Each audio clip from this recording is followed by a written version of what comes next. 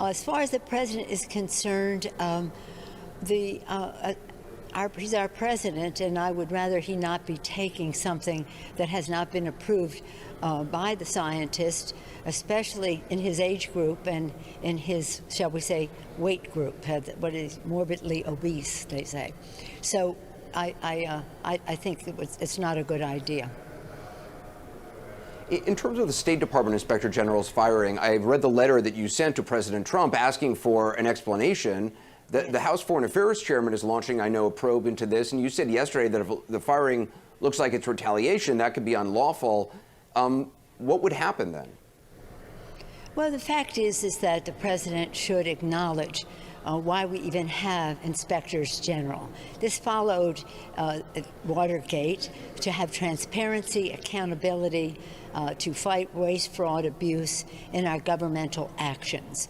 While the president is correct in saying he can fire anyone he wants, when it comes to inspectors general, he has a responsibility to inform Congress first. But it is also essential when he says he has lost my confidence to tell us why he has lost his confidence. This is the fourth inspector general that the president has lost confidence in, so to speak, and it's a pattern that I think is unhealthy for a democracy. He has now said publicly, the president, that he doesn't know anything about this person, that he was asked to do this by the Secretary of State, and that when he heard that he was appointed by President Obama, that seemed to be reason enough for the president. Secretary Pompeo says he asked for the Inspector General to be fired because he was, quote, undermining the State Department. And I know, in addition to the IG investigating whether Pompeo made a staffer perform a variety of personal errands, Pompeo refused to cooperate, we're learning, with the IG's probe into the Saudi arms sales, which you also indicated in your letter. Do you have confidence in Secretary Pompeo right now? Well, the fact is that they declared an emergency almost a year ago as the basis for how they would, why they needed to have the arms sales to the Emirates and to Saudi Arabia. It wasn't appropriate. Right now, they're having another advising us of something that they're giving over $5 million worth of ventilators to Russia. Russia can very well afford to pay for those ventilators. So they just wheel and deal in a way that is not appropriate. I wouldn't put up with it with a Democratic president or a Republican president. But that arms sale, by declaring a fake emergency in order to just go forward without the accountability and transparency that our government really thrives on, is something that is worthy of attention. And perhaps, and I don't know for sure, I just said in my letter that it has been reported in the press that it was about the Saudi arms sale.